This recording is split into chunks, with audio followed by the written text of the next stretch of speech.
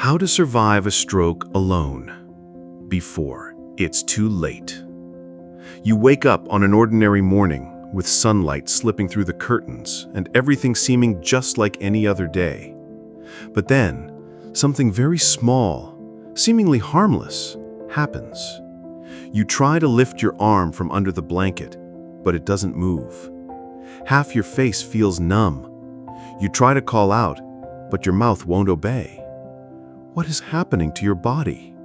No one answers. You're alone. And that very moment, yes, that exact moment, could be the line between walking again or never walking again for the rest of your life. Have you ever imagined what you would do if a stroke struck suddenly while you were alone? Would you panic, wait, or take action? This is not a hypothetical story. This is the reality millions of older adults face every single day, especially those who live alone, like you, like me, like our neighbors. One person once said, "My mother just sat there, unable to call anyone because the stroke had taken her voice away." Have you ever thought about what would happen if you couldn't pick up the phone, couldn't cry for help, couldn't do anything? The truth is, during a stroke, every second that passes means more brain cells dying. There is no warning and no time to wait. But if you know exactly what steps to take, simple and easy to remember, you won't need anyone else to save you. You just need a plan you can learn today. And the first step might surprise you. What do you think the first step is? And are you sure you could do it when your body starts shutting down? When a stroke begins, many people's instinct is to wait and see. They ask themselves, am I just tired? Maybe it'll pass. But with a stroke, waiting is the biggest mistake, because in just 1 minute, more than 2 million brain cells die. And if you wait 5 minutes, that's not just cell loss, it's the loss of speech, memory, mobility, and even your very self. So the first action is not drinking water, not lying down, and not calling family. It's dialing 911 immediately. Don't wait to be certain it's a stroke. Don't try to check every symptom or ask yourself, is this really happening? Because every second you hesitate is a second you're losing your chance to recover. In stroke emergencies, speed is life. When you call, just say the word stroke. The dispatcher will do the rest. They are trained to recognize the emergency instantly and will guide the rescue team to you as quickly as possible. If you can't speak clearly, repeat slowly, "Help, stroke." Hold the phone close to your mouth and turn on the speakerphone. Even if all you can do is breathe heavily or moan, those sounds could be the clue they need to locate you. If you've always thought you had to speak a full sentence to call for help, you might be putting your life at risk with the wrong standard. What will happen if you drop your phone or can't hold it? Is there another way to call for help if you are completely paralyzed? And is it possible to prepare for that situation in advance? The answer lies in the next step.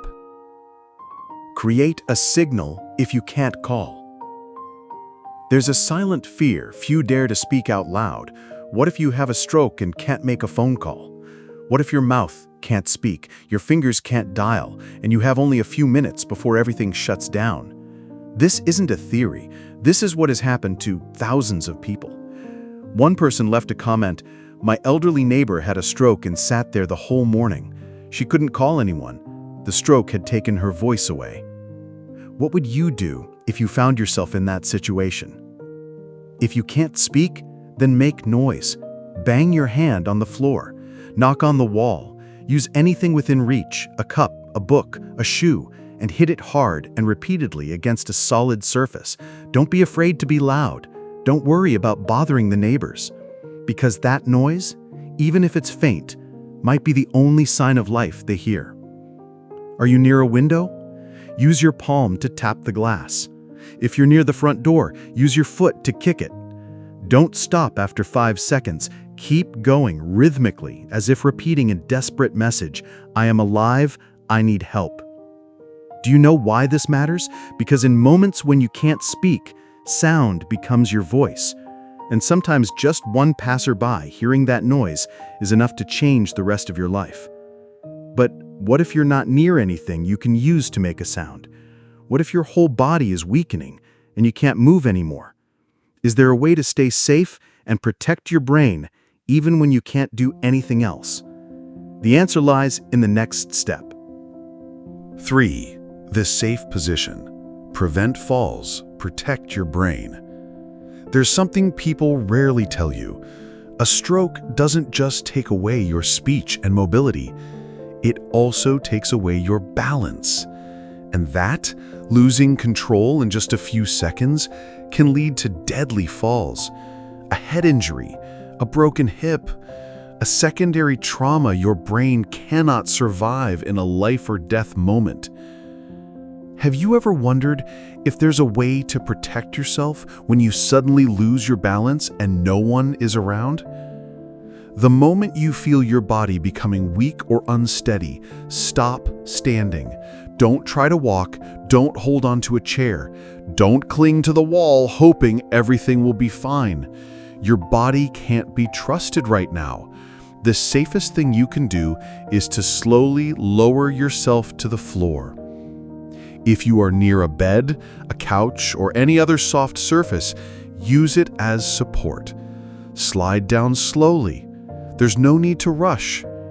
Even in the middle of panic, you can still control this movement. Once you are on a flat surface, lie on your side with your stronger side facing down. This position helps you stay stable and reduces the risk of rolling onto your stomach or falling backward if you lose consciousness. Imagine this position as a pair of arms wrapping around you, protecting yourself. Tilt your head slightly back to keep your airway open.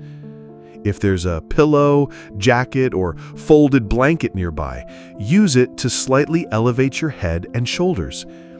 According to medical studies, this can help reduce intracranial pressure and maintain more even blood flow to the brain.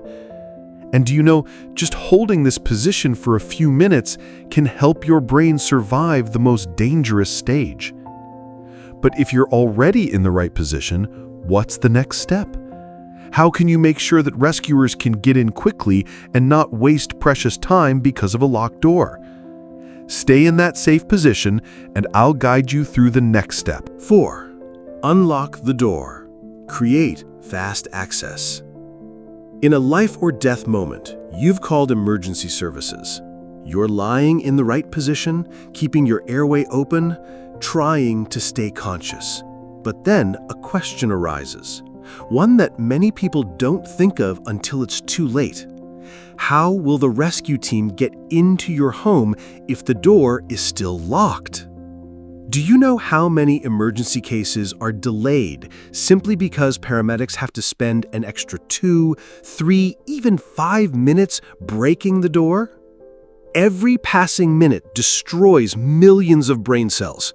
And in those minutes, they could already be getting you into the ambulance and starting treatment. Instead, they are struggling with the lock.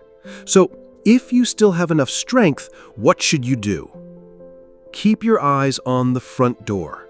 If it's nearby, move toward it slowly by crawling or sliding. Do not stand up. Do not walk. Don't take unnecessary risks. But if you can reach it, unlock all safety latches, bolts, and secondary locks. You don't need to open it wide, just crack it open a few inches so the rescue team knows there's someone inside waiting for them.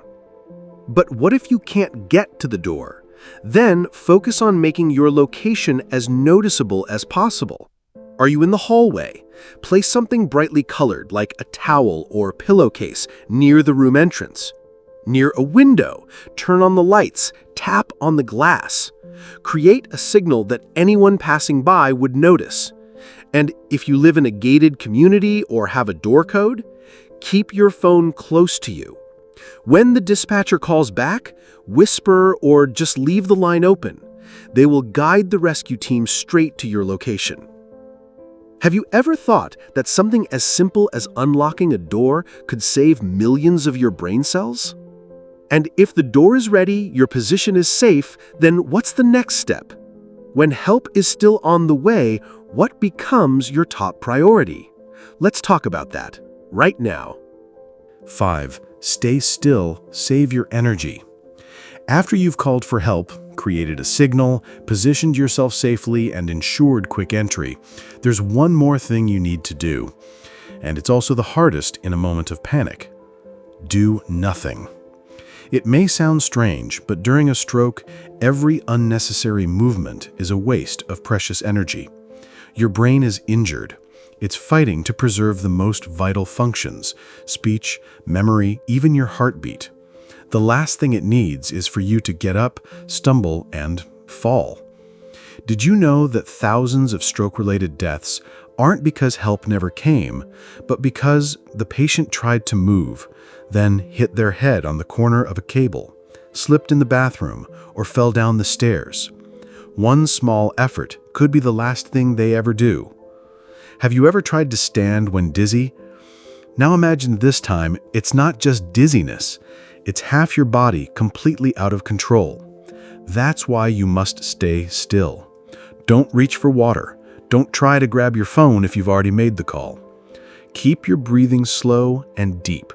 Inhale through your nose, exhale through your mouth. Every steady breath delivers more oxygen to your brain, each one buying you a few more minutes of consciousness. And those few minutes could be the reason you make a full recovery. Do you feel your body trembling with fear? That's completely normal, but don't let fear take control. Remind yourself, I've called for help. They're on their way. My job now is to hold on. But there's another danger that few people think about, something that can silently threaten your life even while you're lying still: your airway. How can you make sure you don't suffocate, choke, or have secretions build up in your throat while waiting? Let's get to that right now. 6. Protect your airway. Keep the brain's lifeline open. One of the most silent and overlooked dangers during a stroke is suffocation. Not because you stop breathing, but because when the muscles in your face, throat, and tongue weaken, you lose control over secretions, saliva, mucus, or even vomit. And if you're lying on your back, all of that can pool in your throat, blocking your airway, especially if you're no longer alert enough to notice. Have you ever thought that simply lying in the wrong position could put you into a state of silent oxygen deprivation without anyone knowing? That's why, if you can still adjust your position, lie on your side. Place your stronger side down. This not only helps you stay balanced, it uses gravity to drain fluids away from your throat. Tilt your head slightly forward. If you feel nauseous, do not sit up suddenly. Keep your head and shoulders gently angled so everything can flow out instead of back into your lungs. If you wear dentures or removable dental devices, take them out if possible. A loose denture can become a deadly hazard if you lose consciousness. And if anything is tight around your neck, like a scarf or high collar, loosen it. Every millimeter of open space for air to pass through your throat right now is fuel for your brain. You might be wondering, is keeping the airway open really that important? The answer is yes, because you can do everything else right. Call for help, get into the right position, breathe the right way. But if your airway is blocked, all those efforts will mean nothing. So after protecting your airway, is there a way to stay conscious and keep yourself from slipping into unconsciousness even as your brain grows weaker? The answer lies in the next step of this survival plan. 7. Stay conscious. Don't let yourself shut down. During a stroke, your body isn't just getting weaker, it's also tempted to surrender. The feeling is real: heavy eyelids, fading thoughts, and then darkness. This is not sleep. This is your brain gradually losing control. And if you allow yourself to shut down before help arrives, you may never wake up in the hospital. Have you ever fought to stay awake while driving? That's just a small glimpse of the feeling you'll have to overcome now. And this time, it's not just about making it home. It's about having the chance to live on. So what can you do? Speak, even if no one is there. Whisper to yourself, "Help is coming. I have to hold on." Don't fall asleep. Say the name of your child, your grandchild, or anyone you love. If you can't speak, think the words in your head. Match each one to your breathing. Don't let your brain fall into silence. Make small movements.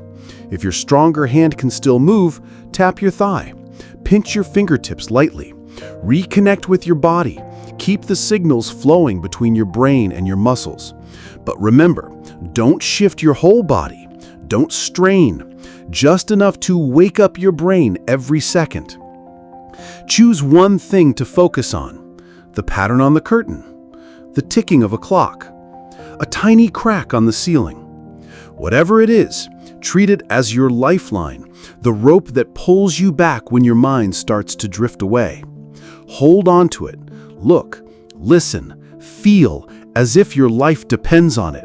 Because, in reality, it does. Have you ever imagined waking up in the hospital and hearing the doctor say, "It was your staying conscious that saved your brain"? That's not a fictional story. It's something many people have done, and you can too. But suppose you're doing everything right, and suddenly your symptoms start to change. Your hand feels more numb, your vision blurs, your speech becomes harder. Do you know what to do then? The answer comes in the next part. 8. Monitor new symptoms. Remember to save your own life. During a stroke, nothing stays still. Even if you've called for help, positioned yourself correctly, and stayed conscious, the stroke is still spreading. That's the harsh truth. Every minute, symptoms can change. And if you don't notice in time, you may lose the golden opportunity for doctors to act effectively when they arrive. Have you ever seen someone speak clearly at first, but just 10 minutes later couldn't pronounce a single word? Or someone who started with just numbness in the hand, and then it spread to half the face? These details, small as they may seem, are like a map that helps doctors pinpoint the part of the brain that's been damaged. So if you are still alert, ask yourself, which side did I first start feeling weak on? Is there anything new? Blurred vision, headache, shortness of breath? When exactly did this feeling begin? You don't need to give a perfectly clear answer. Just say it out loud. Whisper into the phone if you're still on the line. Speak to yourself. My right hand is more numb than before. My left eye is blurry now. I'm more short of breath. Because those very words could be the last clues paramedics receive before you lose consciousness.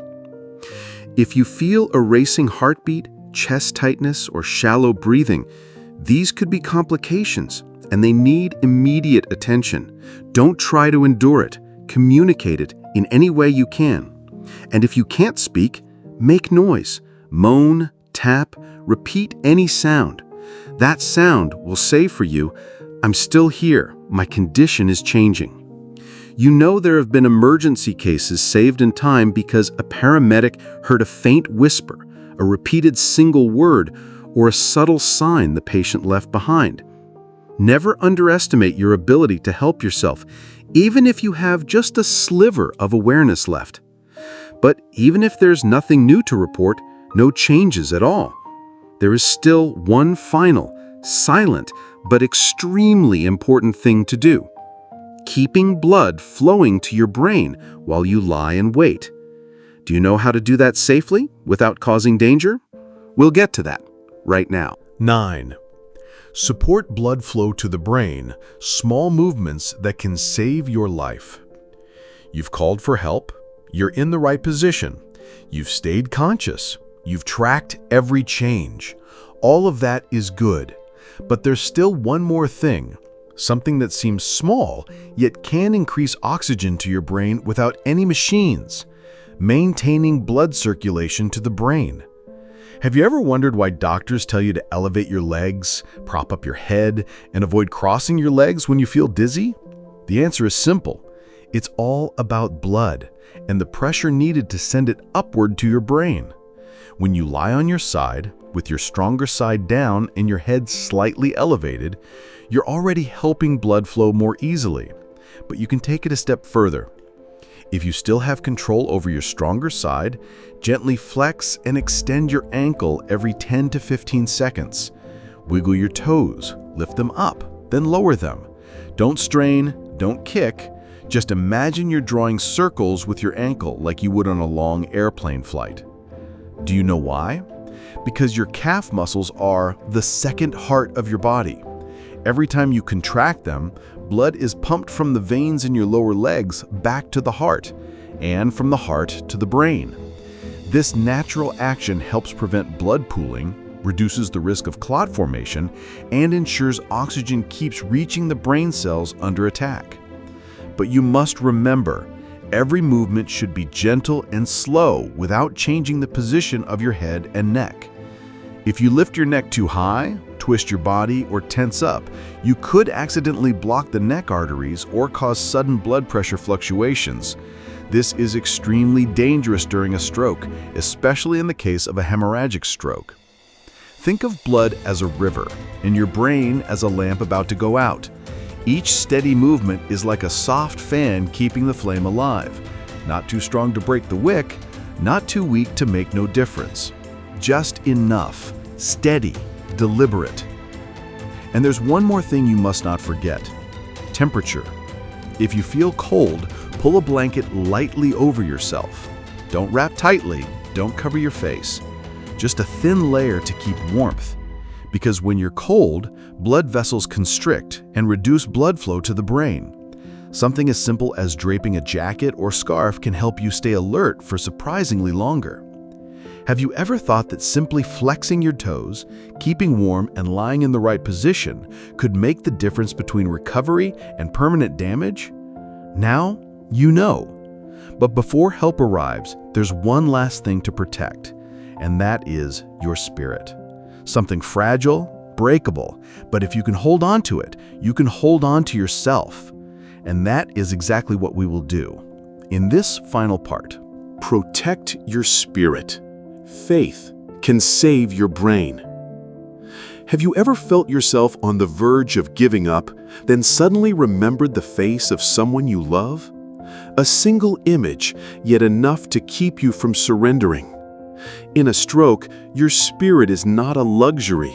It is the final layer of armor that keeps you alive until help arrives. If your mind gives up, your blood pressure will rise, your breathing will become erratic, your brain will be deprived of oxygen, and everything you've done up to this point could collapse. So what do you need to do to keep yourself from breaking inside? Speak to yourself. No one else needs to hear, only you. I am still alive. Help is on the way. I've done everything I can. Each sentence is an anchor, a mental lifeline, a command to your brain, not yet. If you can't speak, then think, slowly. Match each word to your breathing. With every inhale, imagine oxygen nourishing every brain cell.